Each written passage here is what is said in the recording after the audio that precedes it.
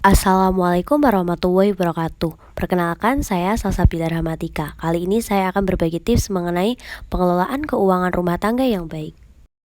Karena sejak adanya pandemi COVID-19 sangat berdampak pada bidang ekonomi, termasuk menurunnya pendapatan dalam keluarga. Maka dari itu, yuk mari simak penjelasannya.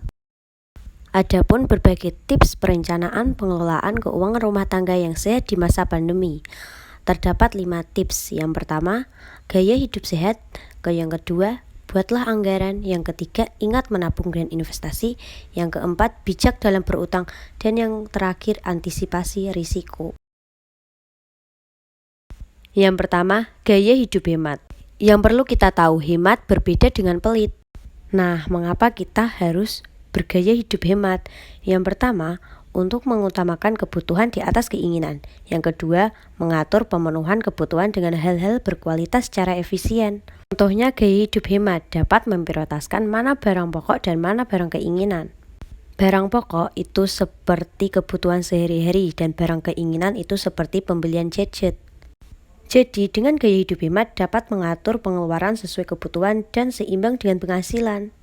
Yang kedua, membuat anggaran.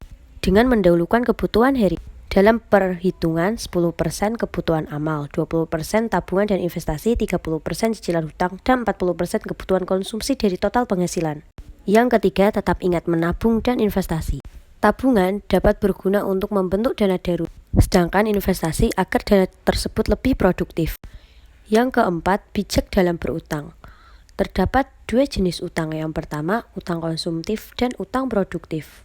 Untuk utang konsumtif digunakan untuk hal-hal yang bersifat konsumtif guna memberi nilai tambah pada kualitas keuangan rumah tangga. Contohnya, berhutang untuk membeli barang-barang yang mahal. Untuk utang produktif, utang yang dilakukan untuk memberi nilai tambah pada keuangan rumah tangga dengan secara real. Contoh utang produktif seperti kredit rumah.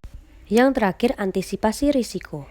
Maksudnya, mengantisipasi risiko kebutuhan yang tidak dapat dihindari seperti sakit, kecelakaan, hingga meninggal. Maka dalam hal ini pemilihan produk asuransi harus dilakukan secara cermat dan efisien agar aset yang sudah dikumpulkan tidak tiba-tiba muncul akibat risiko.